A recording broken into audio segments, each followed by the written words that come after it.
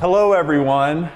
Brandon Burns, Chief Executive Officer for Peaks Recovery Centers, inviting you all back to our wonderful Finding Peaks podcast. Here we are. Media episode here today, joined by Jason Friesma, This guy.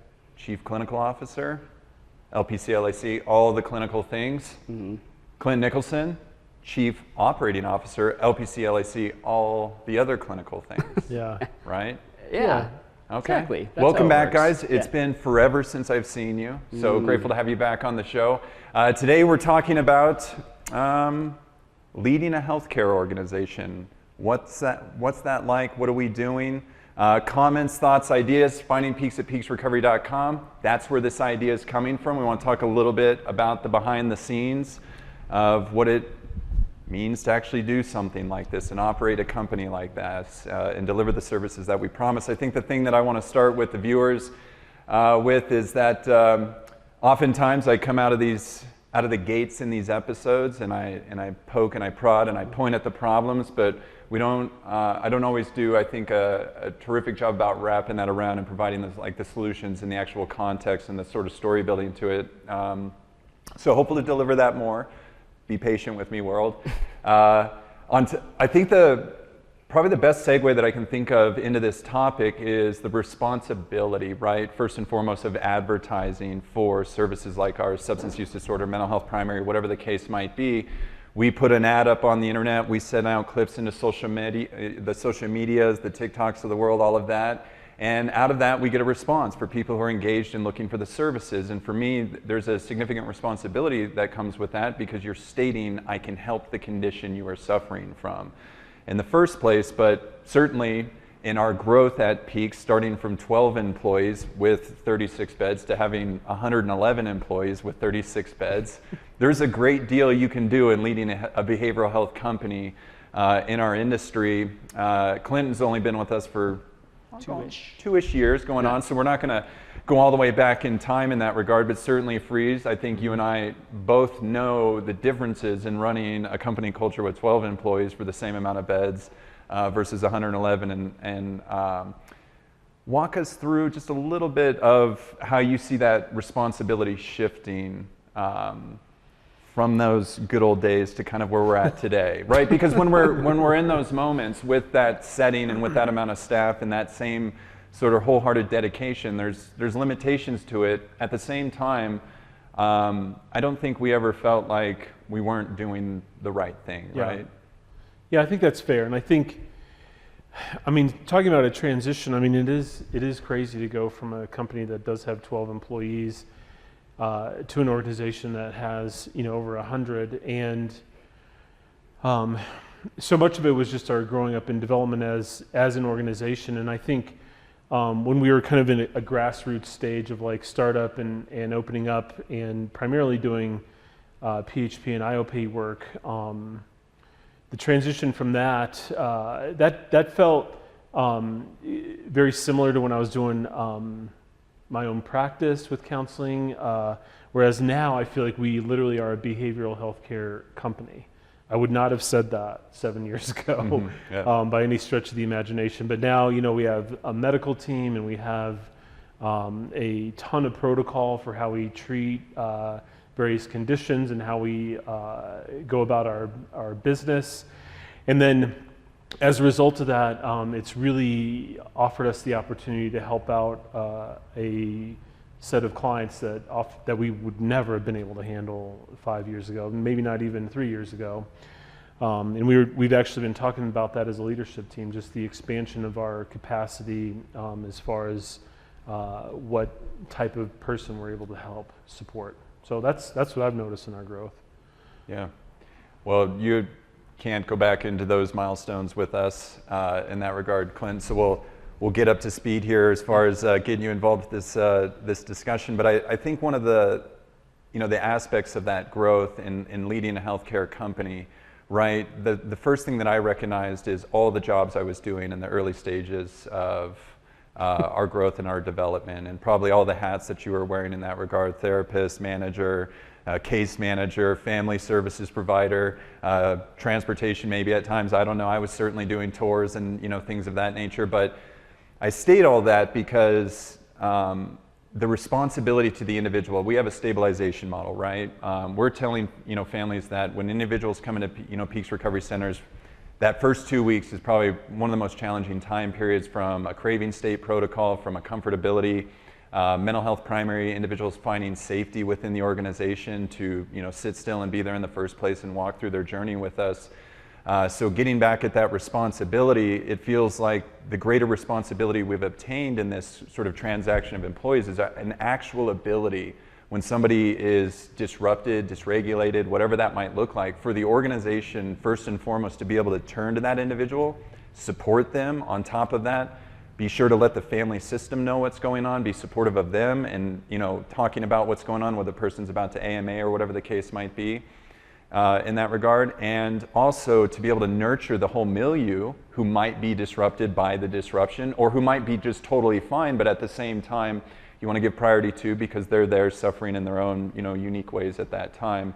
And so just curious to talk a little bit more about that and out loud with you guys about that collective experience and what it's been like to arrive at a place that had literally no staff on call, or maybe you were just the primary one at that time, to now having, if something gets disrupted, especially around the shifts, the night shifts and the weekend shifts, where you're a little lighter in staff, where we have now here at Peaks, right, a medical provider on call, a clinician on call, a residential staff member on call, executive team members on call, individuals who in a moment's notice now can turn and actually show up on site and help nurture the individual, the family situation, and everybody else around us.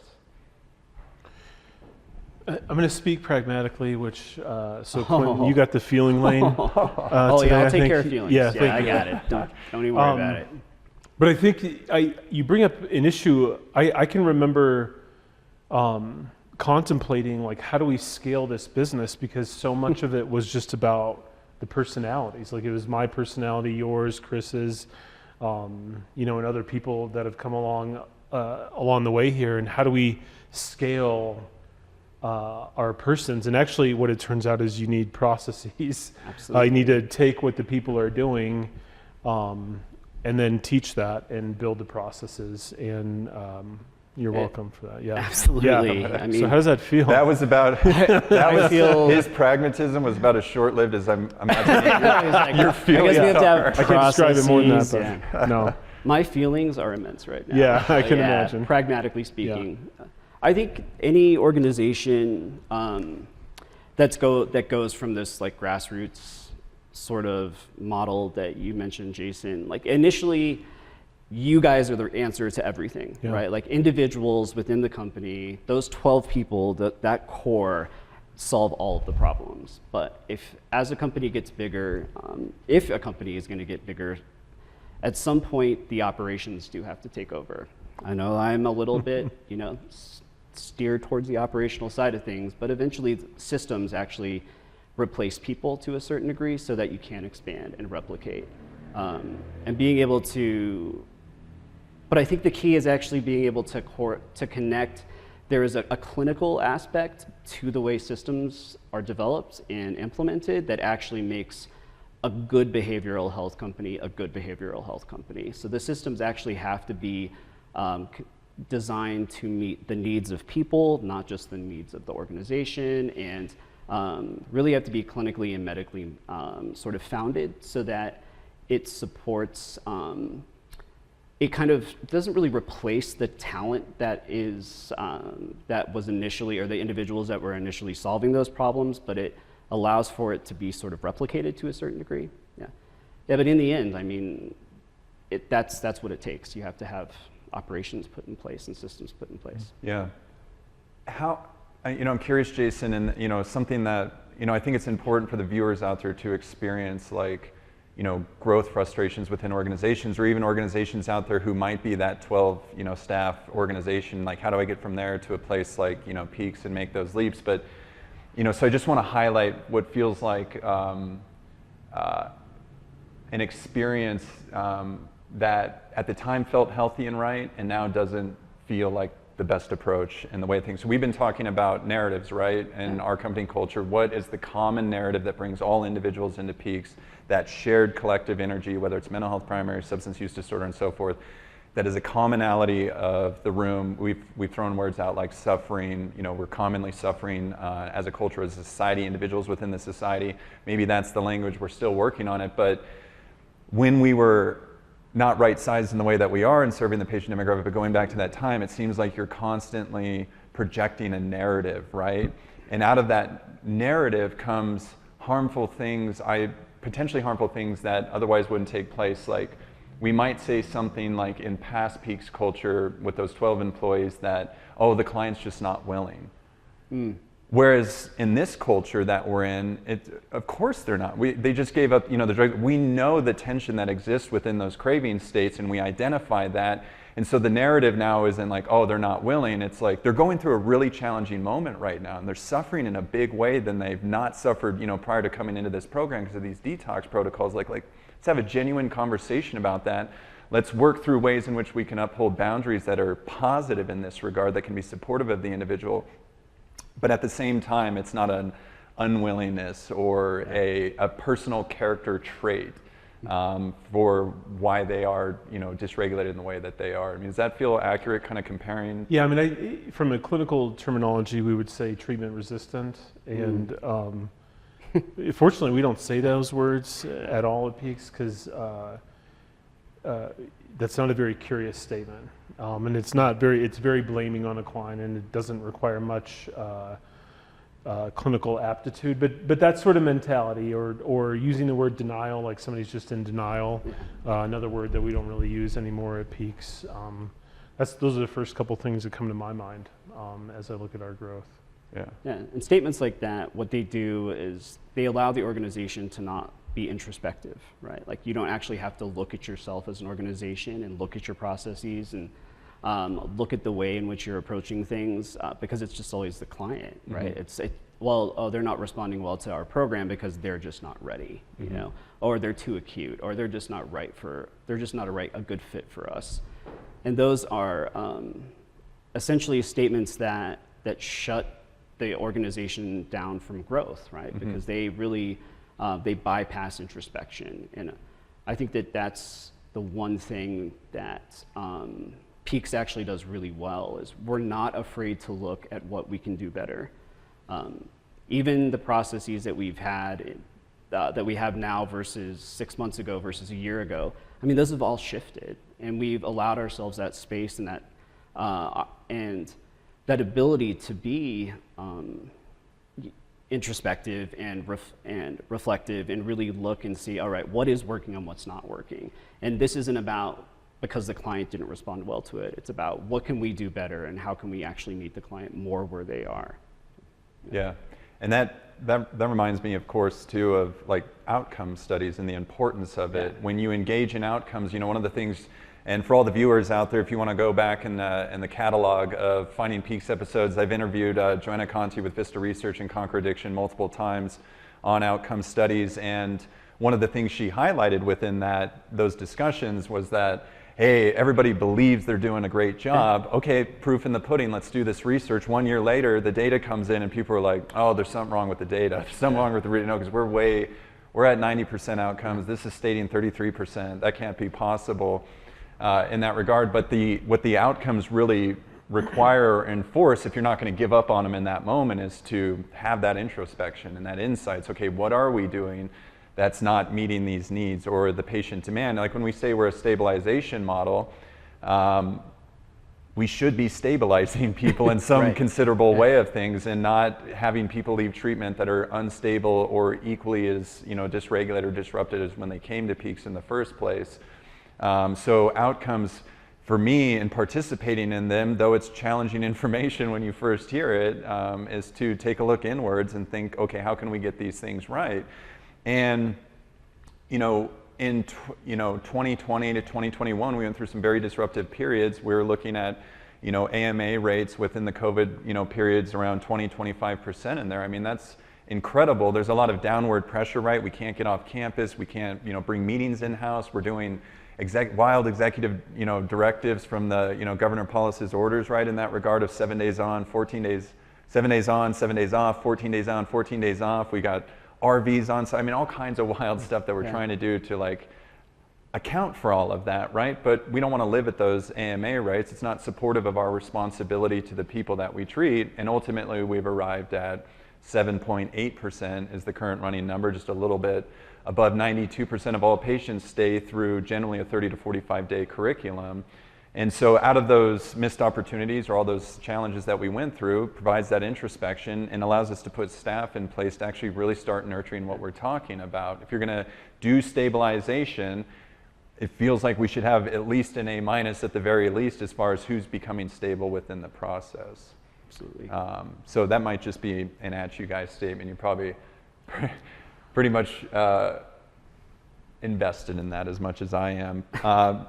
But you know, going back, we did at the beginning, pre-COVID, January of 2020, Jason, a little bit before Clinton's time, but he's a dare to lead guy now in our world. We did the Dare to Lead training with Maeve O'Neill, who's a wonderful professional in our industry and community. And out of that, you read these leadership books, most of them, Dare to Lead, podcast, Maeve O'Neill in this particular sense, when you become a company culture of 50 plus employees, there's this significant shift in responsibility. And we were doing that right around the 50 employee, you know, kind of benchmark. And it's easy to pass off as like, I don't know what people are talking about, like, you know, 36, 50, whatever the number is, it's just, you know, employee, but something about popping above that number really started taking a focus from a manager standpoint of like, I actually don't have time to be all the answers for clients, right? I have to have time as well to have answers for our employee demographic. And just curious, you know, from your lens, Jason, what it was like to kind of pop over that 50 employee, you know, personnel, and then what that was like as a shift, because for me, it certainly felt like something shifted. And now we're taking care of kind of two departments, patients and staff now, in a much different way. Yeah, I think, you know, completely from my perspective, it feels like when we popped over somewhere around that 50 threshold, it did require attention on taking care of our staff. And, you know, when we were a smaller culture, like we all just kind of, we knew each other well enough, or we would all go do something together or whatever, and we could just kind of nurture each other in that same organic fashion that we were providing this kind of grassroots care to people. But somewhere around that phase, like I think to your point, Brandon, like you can't keep track of all of that. Like you have to begin to form those systems too of like, how do we care for one another, and how do we begin to focus on the care providers rather than just providing all of the care. And that's certainly been a big part of my own personal growth too. I don't get nearly as much time with clients as I used to, and that was a big shift, to be honest with you. And to begin to empower clinicians rather than just doing the work that's been a significant shift. So I think there just feels like there's these layers that begin to develop, and I've had to really think about what it is I do so that I can hopefully pass it along to other people too, rather than kind of just doing it all. Mm-hmm. Wow. Yeah, I mean, I wasn't there, but yeah, we're doing great now. Oh. Yeah, but that's on film. You know, clinical culture is a challenging one, or at least in that hindsight perspective for me, because LPC says I can treat mental health and addiction, right? Mm-hmm. LAC says I can treat addiction, and then out of that, it's like, okay, well then you're equipped with the tools and the skill sets to actually deliver services within this setting, and so it is like, hey, I'm gonna take these titles, I'm gonna put it in this chair, I'm gonna put the person on my website, now like go and do the things. And then people turn around and they're like, well, I don't understand, what do you want me to do with the stabilization thing? This client's like popping up over here, you know, and what's going on? And out of that for me is like this significant increase in responsibility to staff. LPCs and LACs, sure, I can do the documentation, we can bill for these services, and I can come at this, but at the same time, like, teach me how to do this. Absolutely. Teach me how to do this well. Who do I communicate with when things are going wrong, when things are going well, you know, whatever the case might be. And especially as we grow as an organization, I think we've talked about it more from a leadership perspective. It's like, how do we give them more, you know, tools and assets in that regard, and especially as a growing organization. I think old, kind of peaks was stick the person in and, kind of hope they do well, but that can be pretty destabilizing for an individual, especially around the intensity sometimes that we experience. And so putting in an actual sort of, or building out sort of an education platform for staff in that regard becomes more imperative in a way that I never thought, 4 years ago that we'd be engaged in anything like this, because I was holding on to those titles. And I think that's an important message for family systems in our industry to appreciate here in the background, is that just because somebody has a title behind their name doesn't necessarily mean that they are best suited for that environment of care that they're in, and that requires its own nurturing. Yeah, I think what I was thinking about as you were saying all that, we are onboarding a couple of new clinicians, Amber and Lindsay, and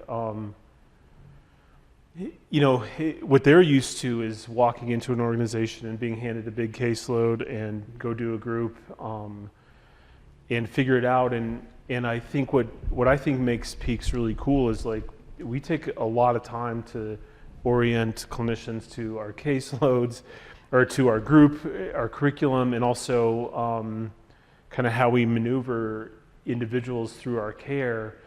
We take a lot of time to do that, like more time than I've ever seen, but I think we value so much the culture that we have and the care we are providing our clients, and we can't have a disparity in care. Like, it has to be integrous. Like, it has to be kind of one clinical team, and we can't have 14 or 15 individuals running around doing their own thing. Like, because like you said, you get these degrees or whatever, and you have all these ideas, and then a lot of the decisions we have to make as clinicians, we're not really taught, and it isn't necessarily in a CBT or DBT model. Like, there's a lot of judgment involved and a lot of critical thinking involved, I would say. Well, and when you're a small company, like, really the program is based on the individual talent of the counselors. Like, that's what creates your program clinically.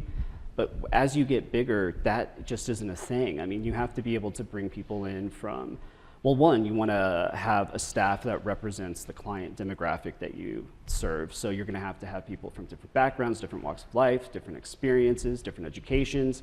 And, but at the same time, you want to preserve that culture. You want to preserve the Peaks essence, which requires training, right? It requires a system. You have to have processes in place. And as much as we invest in clinicians on the front end, I mean, I still think that we don't do enough, but we also do twice as much as most organizations do. But that just goes to show that most healthcare organizations, particularly behavioral healthcare organizations, do not spend a lot of time investing in their clinicians. When you guys were talking about that sort of threshold, that 50-person threshold earlier, I think when you hit that threshold, it's the company and the employees, that's when the family vibe starts to change. And all of a sudden it becomes a company vibe. You're not a part of a family at work, you're a part of a company at work. And in that moment, there's this really critical piece of cultural preservation that, thank God, Peaks got right. We were able to preserve that family and feel and that culture of support that has, I think, actually only gotten stronger as we've gotten bigger. But again, it's because we have this investment in the people that we bring on, which goes to your earlier point, Brandon, that as you get bigger, you have to invest equally in your employees as your clients. Like, they become one and the same. Like, that investment as a leader, it has to be it's almost a one-for-one, because in the end, if your clinical staff or your medical staff, your residential staff doesn't feel supported and doesn't feel invested in, how in the world are they going to meet the needs of the clients that are there if we haven't met their needs? Mm-hmm. Totally. I'm going to, we've talked about this a lot in the leadership meetings, and I had you guys kind of put your heads back and listen to a 5-minute introduction from this book, Tribe, by the author Stephen Junger. Just quick background for individuals listening. If you go back to our Dr. Stephen Alardi episodes, the Depression Cure, he talks a lot about tribalism, that in the sense that our biology as human beings is not necessarily equipped for contemporary society. If you catalog our biology back into tribal cultures, he's looking at zero rates of depression, whether it's Himalayan tribes, American Indian tribes, even the Amish is a good kind of contemporary tribal culture that exists that has nearly zero rates of depression and anxiety. So the thought from there is, right, like we're not biologically suited for this, but in that regard, catalog all that, go back, check it out. I think these are all great reads as well too, but I want to highlight just a quote out of it that says, that I've shared with you guys multiple times now, that human beings do not mind hardship. In fact, they thrive on it. What they do mind is not feeling necessary. And American culture has perfected the art of making people feel not necessary. And that resonates with me certainly at the level of, patient care, but also, when it comes to employees, our time currency on this planet is very limited. We don't get a lot of time. We don't know when we're going to wake up, not wake up, car accident or otherwise, or these awful things can happen in the world to us. And out of that, to me, it brings to light, like, we're asking people to give up a great deal of their time, 40 hours a week, 60 hours a week, 80 hours when it's necessary, whatever the case might be in an hour time allotment. And I further want to say that, you can pay people, as much as you want, but at the same time, that's not going to ensure that cultural, transaction. And so mainly what I'm saying, kind of this bridge to the cultural aspect of running a company that's so pivotal, going from family to an organization that's big enough where people start to not know each other's names, is how do we ensure that each individual within the organization feels heard from, hey, this is my world on the outside and this is what's important to me, to also, I'm trading off some of this world so I can come work with you guys and here's what's important in my professional environment. But ultimately, while everybody's doing their job, they're not just a component of utility toward it, right? Collecting a paycheck, I'm just here to collect this paycheck. Peaks just needs me to document this note so they can get paid as an organization and those things. But to actually have people feel like they matter to the project, to our mission to save lives, towards the vision of quality of care, that they're actually participating in something greater than themselves, but not at the high, it doesn't stop at hyperbole, that they actually feel that sort of tribalism within our own company culture. How do you guys see that as being important within our organization? Well, it's fundamental. It's everything. I think, and it is everything. And another word we've been talking about a lot lately is transparency. And I think obviously 100% transparency isn't appropriate, but as transparent as we can be, and as I certainly try to be as much of just me, Jason Friesma, with my team as I can be, and not anything other than that. And I think that feels like a piece of the old Peaks that was good and came through, is just having that genuine approach. I had another newer clinician a few weeks ago. He circled around to me yesterday and told me what this meant to him, but I was just like, listen, man, you belong here. Like, you don't feel it yet, but you belong here. Yeah. And I think that speaks to the necessity piece, because none of us can do this alone. Yeah. And making sure people see clearly their necessity, and it's a tricky balance, because like running a company too, like we need to be able to replace people or move people to different positions, or sometimes people just have to move for their own life circumstances. So it's a delicate balance to be like, you are unique. But I certainly clinically too, what I tell clinicians is I want them to be them. I want you to be you. I don't want you to be a little Friesma or a little Freud or whatever. Like, I just want you to be you. And that's where you're going to be most valuable. And I think I would hope that helps too. Yeah, I think we've created a tribe of authenticity. I think that's our culture. Yeah. We can't replace people when they leave, because they're unique and individual. But we bring on the next person, and we look at them, and we hear them, and we celebrate them, and we utilize the unique skills and attributes that they bring, and then we integrate that into the culture. We talk about company culture, but company culture is just people. Mm-hmm. It's the people that we have, and if we allow people to show up to work in a way where they get to just be genuinely themselves, we're miles ahead of the next organization. And people at that point start to feel necessary because they get to show up to work as themselves. And so there's a continuity and a congruence that I think you don't really get in a whole lot of work environments. Yeah, but I think that, yeah, we're definitely Tribe Peaks, and it is just a tribe full of unique and amazing and diverse voices. Yeah, we're pretty lucky. Yeah, absolutely fortunate. And but before we conclude, For sure. I think one of the things that I've talked about it a lot on this show. All of our websites say all the same things, and the reality of a lot of our websites is we're talking about hope as the reality. If you come to Peaks, there's hope. If you go here, there's hope. If you go here, there's hope. One of the things that we've been talking about recently is something far more challenging is the reality of our business. We are in healthcare. Not everybody makes it. There are 107,000 opioid deaths last year.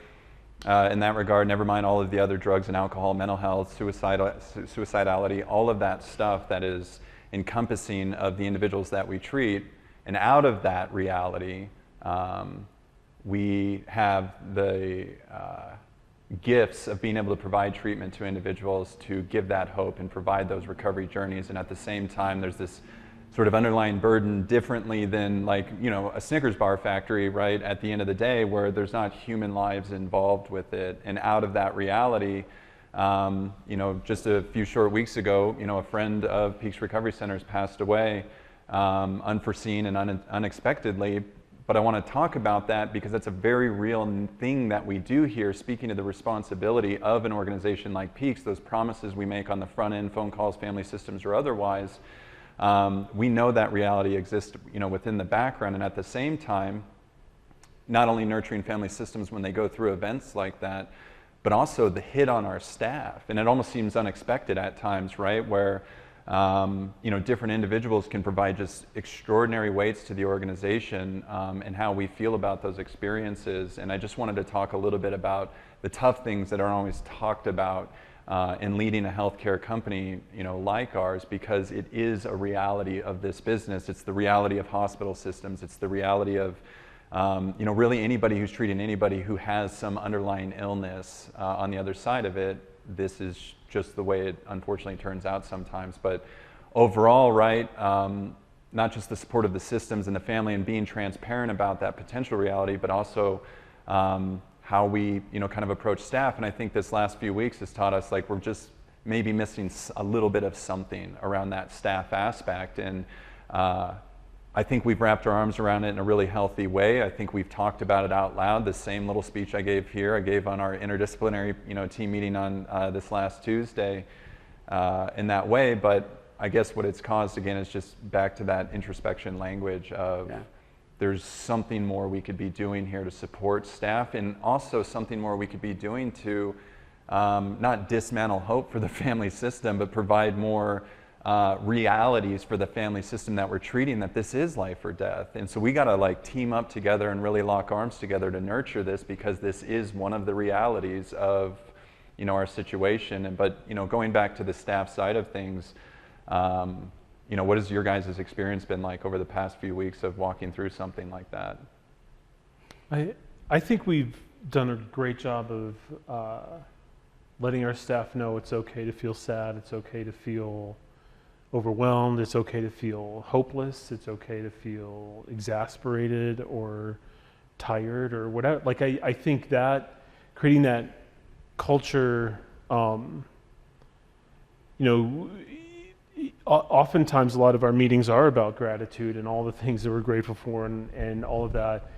But if we also don't kind of build a container to say it's also okay to grieve and to feel less than good, then I think then we're just cheerleaders and we're not living in reality, I think. And so I think we've done a phenomenal job of walking through some of the hardships, because we celebrate our victories for sure, and we grieve our losses though as well.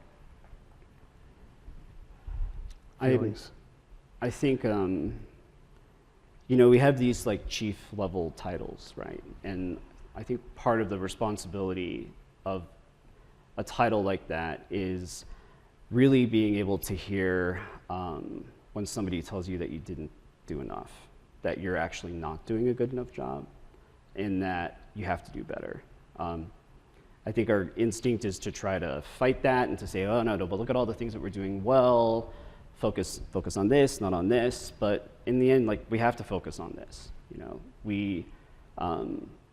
I think we support our employees amazingly well, and we provide them an opportunity to come in and be genuine and to feel all of the feels without shame or without retribution or what have you.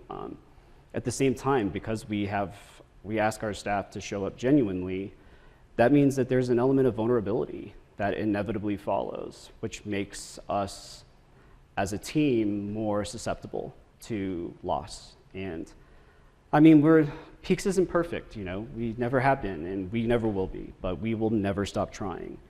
And I don't care if it's if somebody that we've lost, or even just a client that wasn't successful in the program, every single employee feels that.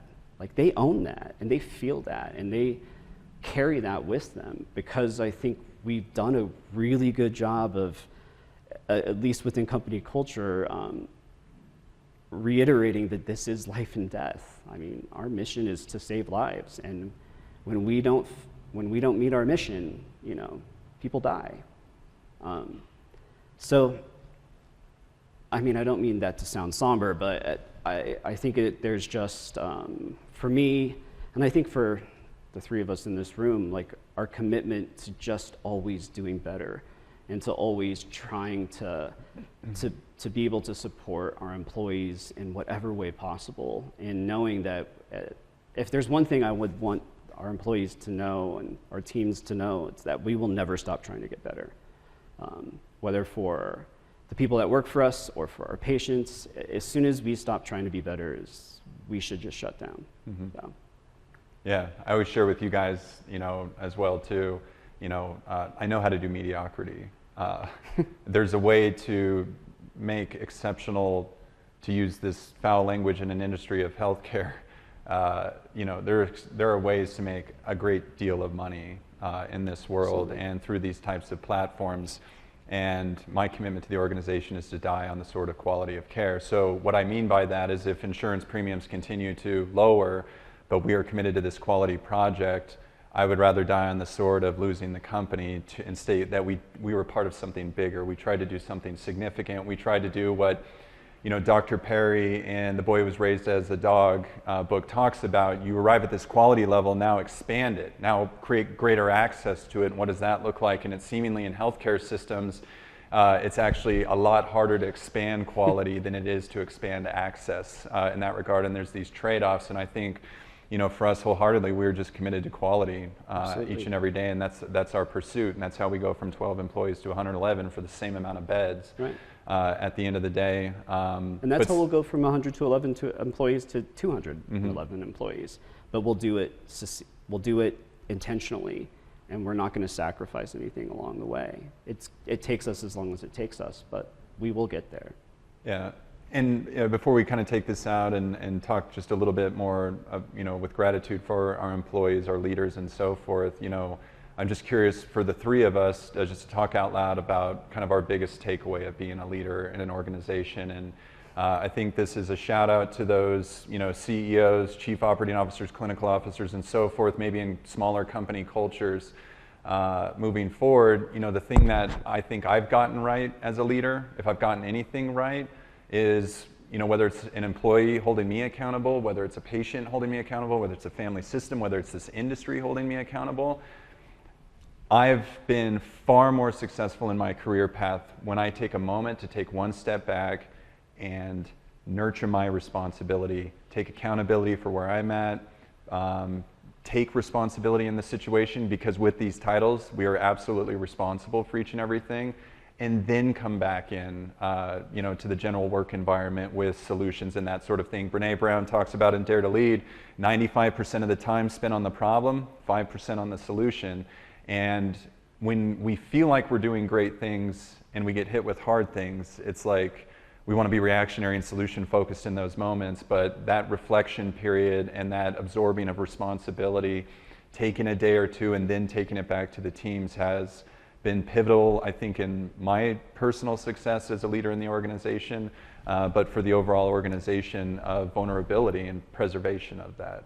So curious about, maybe it's the same, maybe it's different, but something that's been powerful from, you know, your leadership perspective that we can give to the viewers as a takeaway. Man, I feel like, first of all, you know, we have a core value of being curious, and I know I always have to seek first to understand anything before I'm trying to be understood.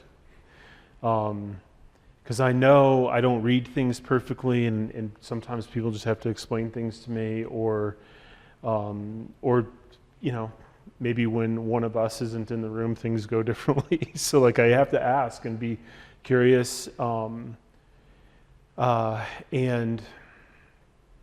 so I've definitely learned that. I've also certainly learned I can't demand anything from my team that I'm not willing to do or offer myself. I can't demand a team to be emotionally available for one another and for clients and all that if I am detached or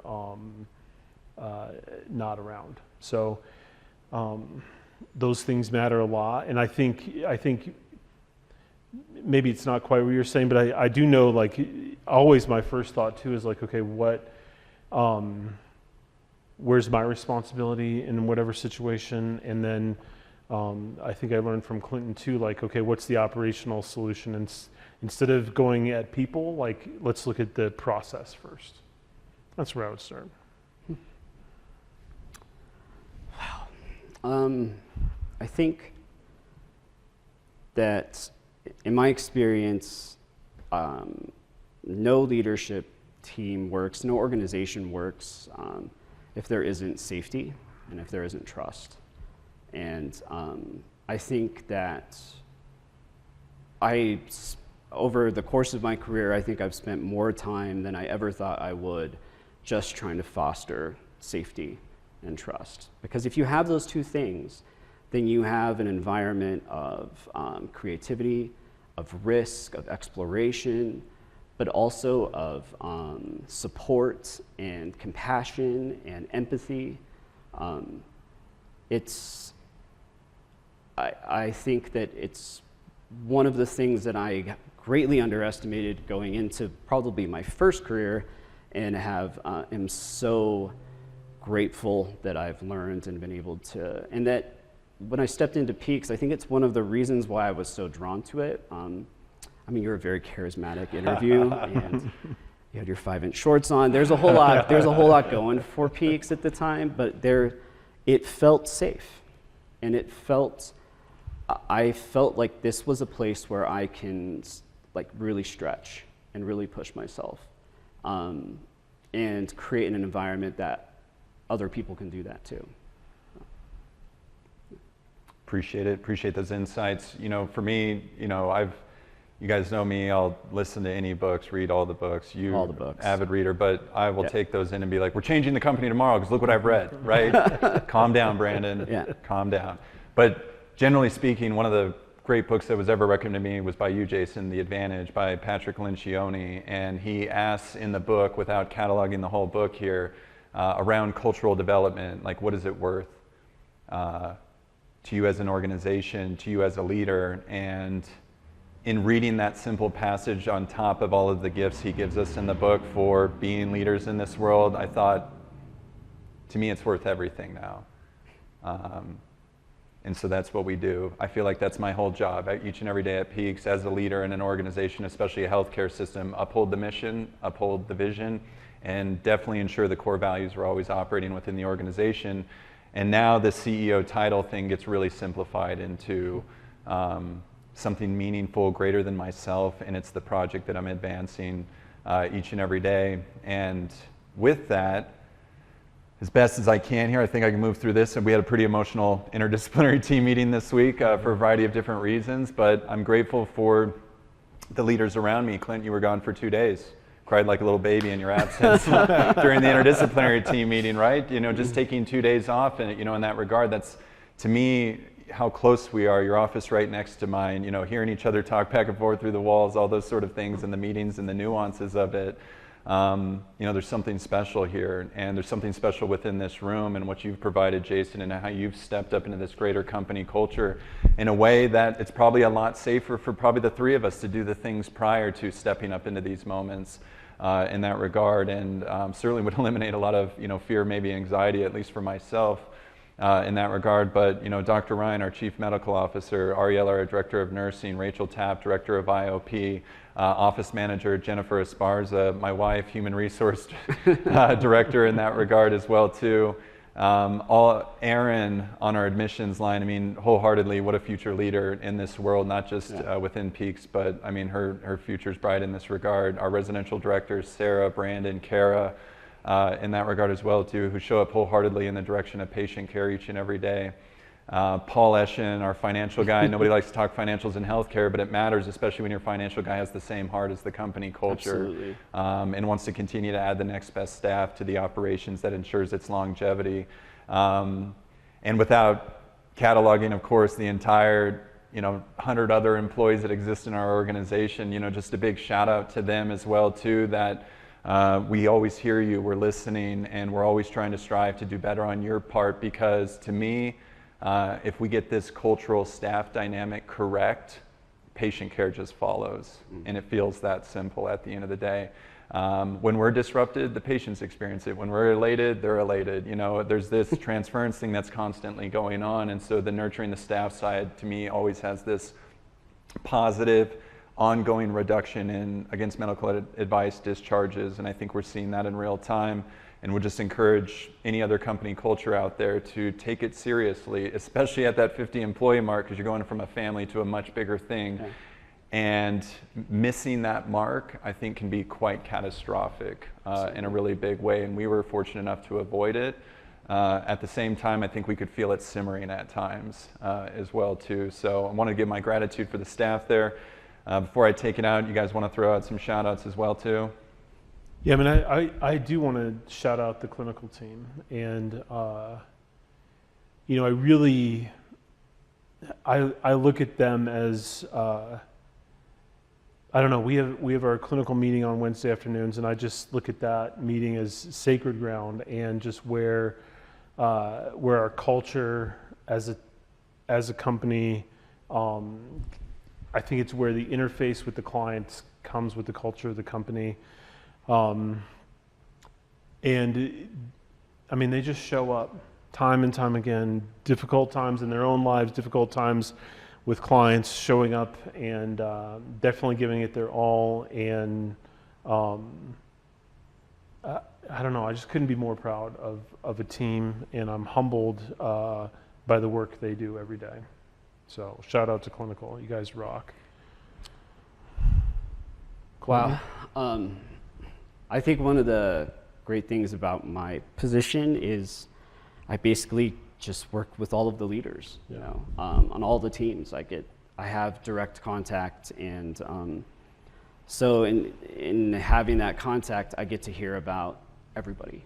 You know, like I'm literally on, we have our chat message platform where all of the communication for the company goes through, and I am on every single chat, not because I'm a control freak, sometimes, maybe a little bit, but really so I can just see people. Like to see everybody. I mean, there's no one team that can exist without the other. There's no one position that can exist without the other. Every single person that we have is vital and amazing, and I got to take 2 days off and really just sort of watch it all happen. And it was absolutely breathtaking in the best way possible. So I'm just grateful for the tribe. I'm grateful for the entire tribe. And I'm grateful to be a part of it. So thank you for bringing me on. Yeah, absolutely. I'm just grateful that I have talent like this on my team, because I cannot do it alone, certainly, and you guys keep all my tangents at bay so that company culture doesn't have to experience them, except for the viewers on these episodes. You know, in taking this out, I think there are two individuals that I'm trying to touch base with out here. One, Family Systems, to hear that there is, at least here at Peaks Recovery Centers, there's a lot of thought going into this each and every day, and it's not hyperbolic thought. There are meetings, processes, systems, constant conversations, pushback. We got pin cushions. We take thoughts, ideas, put in, and pull those things out at some future date, to actually implement them as an organization. Patients come us and tell us what they could see, being better for them in the future. I think our responsibility is to respond to those types of things. And family systems desperate for that hope, love and guidance from an organization isn't always talked about on the front end. And I just want, family systems to hear kind of, at least at a high level, some of how our thinking goes about in delivering these services and some of the complexities with it as well too. 111 people plus 36 patients, a lot of people to kind of know where everybody's going at any given time. And then I think professionals out there as well too. A lot of us, especially here in the state of Colorado, have seen us grow from that 12 employee standpoint to where we're at now. And it was not a smooth, linear journey by any means. It had wild ripples within it and learning experiences that we went through. But the moment I think we took seriously what it means to be a leader and to really engage in that and implement a leadership meeting to talk about this, how we're going to nurture this, how we're going to implement these core values, all of that sort of stuff mattered. And to me, some of these books ask, do you think you're above these things? Are these too foo-foo for you in regards to black and white logistics that, maybe work, I don't know, in an engineering firm or something. Don't hate me out there, engineers, if you guys are loving on each other and doing vulnerability and dare to lead stuff at the end of the day. But it matters, and the more energy that you put into that, the greater reward you'll experience on this side. And by reward, I mean a greater customer experience and a greater appreciation for the services that you promised on the front end in that regard. So take responsibility, reach out to us, use us as a platform and maybe as a guiding post. If you're back there, you can all reach out to me, my friends here in the state of Colorado. But otherwise, signing off, another episode of Finding Peaks here, Finding Peaks at peaksrecovery.com. Send us your ideas, thoughts, insights. Happy to extend on this conversation in the future. Follow us on the TikToks, the Facebooks, the Instagrams, the Twitters, all the things. We're on all the things. And at the end of the day, we just wholeheartedly love and appreciate the opportunity to do this each and every week and to just talk about the thing that we love doing, and grateful for all of your attention on the other side of this camera and the audio podcast side of things. So until next time, love you all.